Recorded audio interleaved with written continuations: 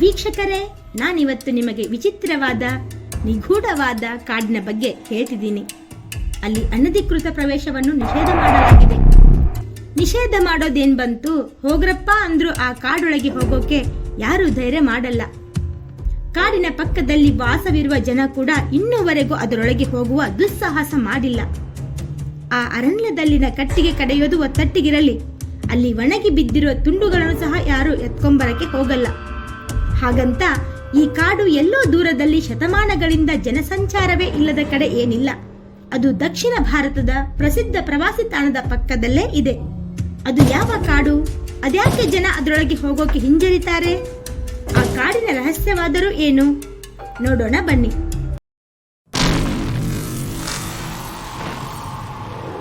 ಇಂದಿಗೂ ಈ ಭೂಮಿಯ ಮೇಲೆ ಹಲವು ರಹಸ್ಯಗಳಿವೆ.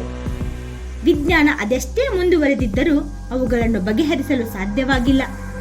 ಹಾಗೆಯೇ ಇಂದಿನವರೆಗೂ ಯಾವುದೇ ಮನುಷ್ಯ ತಲುಪಲು ಸಾಧ್ಯವಾಗದ ಅನೇಕ ಸ್ಥಳಗಳಿವೆ. ಕೆಲವು ಸ್ಥಳಗಳು ಅಲ್ಲಿನ ಭೌಗೋಳಿಕ ಕಾರಣಕ್ಕಾಗಿ ಮನುಷ್ಯನ ಪ್ರವೇಶ ಪಡೆದಿಲ್ಲವಾದರೆ, ಇನ್ನು ಕೆಲವು ಕಾಡುಗಳು ತಮ್ಮದೇ ಆದ ಪ್ರಖ್ಯಾತಿ ಮತ್ತು ಕುಖ್ಯಾತಿಯಿಂದಾಗಿ ಮನುಷ್ಯ ಪ್ರವೇಶವನ್ನು ಕಷ್ಟವಾಗಿಸಿವೆ. ಕೆಲವು ಕಾಡುಗಳು ಹೇಗಿವೆ ಎಂದರೆ, ಅಲ್ಲಿ ಹೋದವರು ಮರಳಿ ಬರುವುದೇ ಇಲ್ಲ.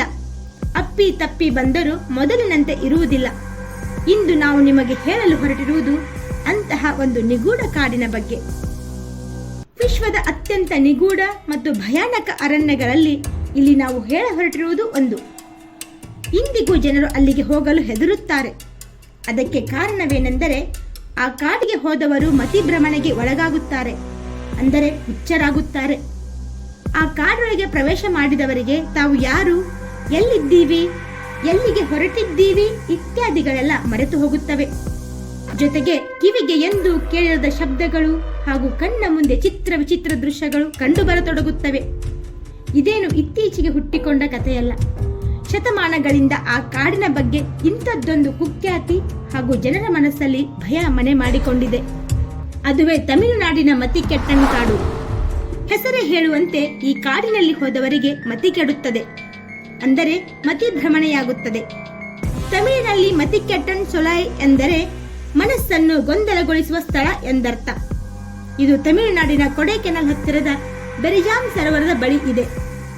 ಅನೇಕ ಜನರು ಇದನ್ನು ಭೂತ ಪ್ರೇತದ ನೆಲೆ ಎಂದು ಭಾವಿಸುತ್ತಾರೆ. ಆಘಾತಕಾರಿ ವಿಷಯವೆಂದರೆ, ಈ ಕಾಡಿನಲ್ಲಿ ಹೋದವರ ಕಿವಿ ಗಡಚಿಕ್ಕುವಂತೆ ವಿಚಿತ್ರ ಸದ್ದು ಕೇಳುತ್ತದೆ. ಹತ್ತಾರು ಪ್ರಾಣಿಗಳು ವಿಚಿತ್ರ ಆಕಾರ ಪಡೆದು ಮುಖಕ್ಕೆ ಹೊಡೆದಂತೆ ದಾಳಿ ಮಾಡಿದ ಹಾಗಾಗುತ್ತದೆ. ಕೇಳಲಾಗದೆ ನೋಡಲಾಗದೆ ಅವರು ಹುಚ್ಚರಂತಾಗಿ ಬಿಡುತ್ತಾರೆ.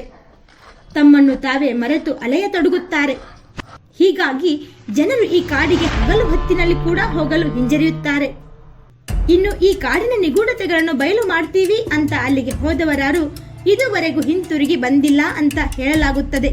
ಅಲ್ಲಿನ ಜನ, ಅಂದರೆ ಕಾಡಿನ ಅಕ್ಕಪಕ್ಕ ವಾಸಿಸುವ ಜನ, ಆ ಕಾಡಿನ ರಹಸ್ಯದ ಬಗ್ಗೆ ಹಲವು ಕತೆ ಹೇಳುತ್ತಾರಾದರೂ ಆ ಬಗ್ಗೆ ಖಚಿತ ಆಧಾರ ಅಥವಾ ಸಾಕ್ಷ್ಯಗಳು ಇಲ್ಲ. ಆದರೆ ಅಲ್ಲಿ ವಿಸ್ಮಯ ನಡೆಯುತ್ತಿರುವುದಂತೂ ಸುಳ್ಳಲ್ಲ. ಇಲ್ಲಿ ನಾವು ಹೇಳುತ್ತಿರುವುದೋ ಯಾವುದೋ ಕಾಗಕ್ಕ ಗುಬ್ಬಕ್ಕನ ಕಥೆಯಲ್ಲ. ಮಹಾಕವಿ ಲಕ್ಷ್ಮೀಶ ಬರೆದಿರುವ ಜೈಮಿನಿ ಭಾರತದ 15ನೇ ಸಂಧಿಲೂ ಕೂಡ ಈ ನಿಗೂಢ ಅರಣ್ಯದ ಬಗ್ಗೆ ಉಲ್ಲೇಖವಿದೆ. ಅರ್ಜುನ ಅಶ್ವಮೇಧ ಕುದುರೆಯ ಹಿಂದೆ ಬರುವಾಗ ಆ ಕುದುರೆ ಆ ಕಾಡಿನ ಬೆರಜೀಮ್ ಕೆರೆಯ ನೀರನ್ನು ಕುಡಿಯಿತಂತೆ.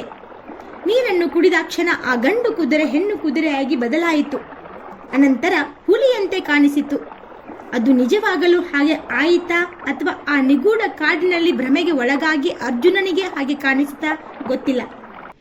ಒಟ್ಟಾರೆ ದಕ್ಷಿಣದಲ್ಲಿ ಅಂತ ಒಂದು ನಿಗೂಢ ಕಾಡು ಇತ್ತು ಎಂದು ಜೈಮಿನಿ ಭಾರತದಲ್ಲಿಯೇ ಸ್ಪಷ್ಟವಾಗಿ ಉಲ್ಲೇಖಿಸಲಾಗಿದೆ. ಇನ್ನು ಇದೇ ಹೆಸರಿನ ಇನ್ನೊಂದು ಕಾಡು ಕೇರಳದಲ್ಲಿ ಇದೆಯಾದರೂ ಅದಕ್ಕೆ ಅಂತ ಕುಖ್ಯಾತಿ ಇಲ್ಲ. ಈ ಕುಖ್ಯಾತ ಕಾಡು ಇರುವುದು ಕೊಡೈಕೆನಾಲ್ನಿಂದ ಕೇವಲ 20 ಕಿಲೋಮೀಟರ್ ದೂರದಲ್ಲಿ. ಪಳನಿ ಮತ್ತು ಕೊಡೈಕೆನಾಲ್ ಬೆಟ್ಟಗಳ ಸಾಲಿನಲ್ಲಿ ಬರುವ ಈ ಮತಿಕೆಟ್ಟನ್ ಕಾಡು ಇಂದಿಗೂ ಕೂಡ ನಿಗೂಢವಾಗಿ ಇರುವುದು ತೀರಾ ವಿಚಿತ್ರ ಸಂಗತಿ. ಅಲ್ಲಿಯವರ ಪ್ರಕಾರ ಹೀಗೆಲ್ಲ ಆಗೋದಕ್ಕೆ ವಿಧ ವಿಧವಾದ ಕಾರಣಗಳಿವೆ. ಆ ಅರಣ್ಯದಲ್ಲಿ ಹಲವಾರು ಗುಹೆಗಳಿವೆ. ಅಲ್ಲಿ ಸಿದ್ಧಿ ಪುರುಷರು ತಪೋನಿರತರಾಗಿರುತ್ತಾರೆ. ಮನುಷ್ಯರ ಓಡಾಟ ಹೆಚ್ಚಿದರೆ ಎಲ್ಲಿ ತಮ್ಮ ತಪಸ್ಸಿಗೆ ಭಂಗ ಬರುತ್ತದೋ ಎಂದು ಆ ಸಾಧಕರು ಈ ಅರಣ್ಯದಲ್ಲಿ ಸಾಮಾನ್ಯ ಮನುಷ್ಯರು ಬರದಂತೆ ಹೀಗೆ ಮಾಯೆ ಸೃಷ್ಟಿ ಮಾಡಿದ್ದಾರೆ ಎಂದು ಕೆಲವರು ಹೇಳಿದರೆ, ಮತ್ತೆ ಕೆಲವರು ಆ ಕಾಡಿನ ಗಿಡಮೂಲಿಕೆಗಳಲ್ಲಿಯೇ ಏನೋ ಅಪರೂಪದ ಮೂಲಿಕೆಗಳು ಇವೆ, ಅವುಗಳ ವಾಸನೆ ಕಾಡಲ್ಲೆಲ್ಲ ಹರಡಿ ಅದನ್ನು ಗ್ರಹಿಸದವರು ಹೀಗೆ ಮತಿಭ್ರಮಣೆಯಾಗುತ್ತಾರೆ ಎನ್ನುತ್ತಾರೆ. ದಟ್ಟಾರಣ್ಯವಾದ್ದರಿಂದ ನಮಗೆ ಪರಿಚಯವೇ ಇಲ್ಲದ ಹಲವಾರು ಜೀವ ಜಂತುಗಳು ಅಲ್ಲಿರಬಹುದು. ಅವುಗಳ ಸದ್ದು ನಮಗೆ ವಿಚಿತ್ರವಾಗಿ ಕೇಳಿಸುತ್ತದೆ. ಎಂದೂ ಕೇಳಿರದ ಶಬ್ದಗಳಾದ ಕಾರಣ ನಮಗೆ ಭಯ ಅನಿಸುತ್ತದೆ ಎಂದು ಕೂಡ ಕೆಲವರು ಹೇಳುತ್ತಾರೆ. ಕೆಲವು ಅತಿ ವಿರಳ ಹೂವುಗಳಿದ್ದು ಅವುಗಳ ವಾಸನೆಗೆ ಸಾಕಷ್ಟು ವಿಲಕ್ಷಣ ಶಕ್ತಿ ಇರುತ್ತದೆ. ಆ ವಾಸನೆ ಮೂಗಿಗೆ ಬಡಿದರೆ ವ್ಯಕ್ತಿ ಮತಿಭ್ರಮಣೆಗೆ ಒಳಗಾಗುತ್ತಾನೆ. ಆತನ ಮೆದುಳು ಯೋಚಿಸುವ ಶಕ್ತಿಯನ್ನೇ ಕಳೆದುಕೊಂಡು ಬ್ಲಾಂಕ್ ಆಗುತ್ತದೆ. ಬಹುಶಃ ತಮಿಳುನಾಡಿನ ಸಾಧು ಪರಂಪರೆಗೆ ಸೇರಿದ ಸಿದ್ಧರು ಇಂಥ ಪುಷ್ಪಗಳು ಅಥವಾ ಇಂಥವೇ ಬೇರೆ ಯಾವುದೋ ಗಿಡಮೂಲಿಕೆಯನ್ನು ಕಾಡಿನಾದ್ಯಂತ ಬೆಳೆಸಿರಬಹುದು. ಹೀಗಾಗಿ ಸಾಮಾನ್ಯ ಜನರಿಗೆ ಅಲ್ಲಿಗೆ ಹೋಗಲಾಗುತ್ತಿಲ್ಲ. ಸಿದ್ಧರು ಹೇಳಿ ಕೇಳಿ ಆಯುರ್ವೇದ ಪಂಡಿತರು, ಸಸ್ಯಶಾಸ್ತ್ರವನ್ನು ಪ್ರಾಕ್ಟಿಕಲ್ ಆಗಿ ಅರೆದು ಕುಡಿದವರು. ಅವರಿಗೆ ಈ ಕೆಲಸ ಕಷ್ಟದ್ದೇನಲ್ಲ. ಹೀಗಾಗಿ ತುಂಬಾ ಜನ ಈ ವಾದವನ್ನು ಒಪ್ಪುತ್ತಾರೆ. ಅಷ್ಟು ಬಿಟ್ಟರೆ ಈ ಕಾಡಿನ ನಿಗೂಢತೆಯ ಬಗ್ಗೆ ಮತ್ಯಾವುದೇ ನಂಬಲರ್ಹ ಸೃಷ್ಟೀಕರಣ ಮತ್ಯಾರಿಂದಲೂ ಬಂದಿಲ್ಲ. ನಿಮಗೆ ಗೊತ್ತಿರುವ ಹಾಗೆ ಭಾರತದ ಅನೇಕ ವಿಸ್ಮಯಗಳನ್ನು ಆಧುನಿಕ ಜಗತ್ತಿನ ಮುಂದೆ ತೆರೆದಿಟ್ಟಿದ್ದು ಬ್ರಿಟಿಷರು. ಹಾಗೆಯೇ ಈ ಕಾಡಿನ ಬಗ್ಗೆ ಜಗತ್ತಿಗೆ ಹೇಳಿದ್ದು ಕೂಡ ಬ್ರಿಟಿಷ್ ಅಧಿಕಾರಿಗಳೇ. ಕೊಡೈಕೆನಾಲ್ ಎಂಬ ಅತ್ಯದ್ಭುತ ಗಿರಿಧಾಮವನ್ನು ಪತ್ತೆ ಹಚ್ಚಿದ ಬ್ರಿಟಿಷರು ಅದರ ಸುತ್ತಮುತ್ತಲ ಕಾಡಿನ ಬಗ್ಗೆ ಕೂಡ ಗಮನ ಹರಿಸ್ತಾರೆ. ಆಗ ಕಣ್ಣಿಗೆ ಬಿದ್ದಿದ್ದೇ ಕೊಡೈಕೆನಾಲ್ನಿಂದ 20 ಕಿಲೋಮೀಟರ್ ದೂರದ ಈ ಬೆರಿಜಾಮ್ ಎಂಬ ಸರೋವರ. ಅಲ್ಲಿಯವರೆಗೆ ಈ ನೀರಿನ ಮೂಲ ಕಾಡಿನ ಜನರಿಗೆ ಮಾತ್ರ ಗೊತ್ತಿತ್ತು. 1864ರಲ್ಲಿ ಕರ್ನಲ್ ಹೆಮಿಲ್ಟನ್ ಎಂಬ ಅಧಿಕಾರಿ ಈ ಸ್ಥಳವನ್ನು ಪತ್ತೆ ಹಚ್ಚಿದ್ದಷ್ಟೇ ಅಲ್ಲದೆ ಪಳನಿ ಅಪ್ಪರ್ ಹಿಲ್ಸ್ನಲ್ಲಿನ ಈ ಸ್ಥಳದಲ್ಲಿಯೇ ಒಂದು ಬ್ರಿಟಿಷ್ ಕಂಟೋನ್ಮೆಂಟ್ ಸ್ಥಾಪಿಸಬೇಕು ಎಂದು ಮದ್ರಾಸ್ ಸರ್ಕಾರಕ್ಕೆ ಬರೆಯುತ್ತಾನೆ. ಮುಂದೆ ಅಲ್ಲೊಂದು ಮರಗಳನ್ನು ಬಳಸಿ ಮಾಡಿದ ಕೋಟೆ ಕೂಡ ನಿರ್ಮಾಣವಾಗುತ್ತದೆ. ಅದರೊಳಗೆ ಕೆಲವು ಬ್ರಿಟಿಷ್ ಸೈನಿಕರು ಕೂಡ ವಾಸಿಸಲು ಶುರು ಮಾಡುತ್ತಾರೆ. ಅಲ್ಲಿಯವರೆಗೆ ಚಿಕ್ಕದಾಗಿದ್ದ ಈ ಬೆರಿಜಾಮ್ ಲೇಕ್ ಅನ್ನು ಮದ್ರಾಸ್ ಪ್ರಾಂತ್ಯದ ಮದುರೈ ಕಲೆಕ್ಟರ್ ಆಗಿದ್ದ ಸರ್ ವೆರಿ ಲಿವಿಂಗ್ನೆ ಎಂಬಾತ ತನ್ನ ನಿವೃತ್ತಿಯ ಹಣ ಬಳಸಿ 1867ರಲ್ಲಿ ಈ ಬೆರಿಜಾಮ್ ಲೇಕ್ ಅನ್ನು ದೊಡ್ಡದಾಗಿ ಕಟ್ಟಿಸುತ್ತಾನೆ. ಅಲ್ಲಿಂದ ಅದು ಬ್ರಿಟಿಷರ ಕಾಯಂ ನೆಲೆಯಾಗಿ ಮಾರ್ಪಾಡಾಯಿತು. ಕೊಡೈಕೆನಾಲ್ ಹತ್ತಿರವೇ ಇರುವುದರಿಂದ ಅದು ಪ್ರವಾಸಿ ತಾಣವಾಗಿ ಕೂಡ ತುಂಬಾ ಪ್ರಸಿದ್ಧವಾಯಿತು. ಅಲ್ಲಿನ ಕೋಟೆಯಲ್ಲಿ ವಾಸಿಸತೊಡಗಿದ ಬ್ರಿಟಿಷ್ ಸೈನಿಕರು ಸ್ಥಳೀಯ ಜನರ ಸ್ನೇಹ ಸಂಪಾದಿಸಿ ಆ ಕಾಡಿನ ಬಗ್ಗೆ ಹೆಚ್ಚು ತಿಳಿದುಕೊಳ್ಳಲು ಮುಂದಾದರಾದರೂ ಅಲ್ಲಿನ ಯಾವೊಬ್ಬ ವ್ಯಕ್ತಿಯೂ ಅವರನ್ನು ಕಾಡೊಳಗೆ ಕರೆದುಕೊಂಡು ಹೋಗಲು ಮುಂದೆ ಬರಲಿಲ್ಲ. ಬ್ರಿಟಿಷ್ ಸೈನಿಕರು ಕೂಡ ಅದರೊಳಗೆ ಹೋಗುವ ಧೈರ್ಯ ಮಾಡಲಿಲ್ಲ. ಹೀಗೆ ಶತಮಾನಗಳು ಕಳೆದರೂ ಇಂದಿಗೂ ಕೂಡ ಈ ಕಾಡು ನಿರ್ಮಾನುಷವಾಗಿ ಉಳಿದಿದೆ. ಸಾಮಾನ್ಯ ಜನ ಒತ್ತಟ್ಟಿಗಿರಲಿ, ಅರಣ್ಯ ಇಲಾಖೆಯ ಅಧಿಕಾರಿಗಳು, ಸಂಶೋಧಕರು, ಪವಾಡ ಬಯಲು ಮಾಡುತ್ತೇವೆ ಎಂದು ಹೇಳಿಕೊಳ್ಳುವವರು, ಹೀಗೆ ಯಾರೂ ಕೂಡ ಅದರೊಳಗೆ ಹೋಗುವ ಧೈರ್ಯ ಮಾಡಲಿಲ್ಲ.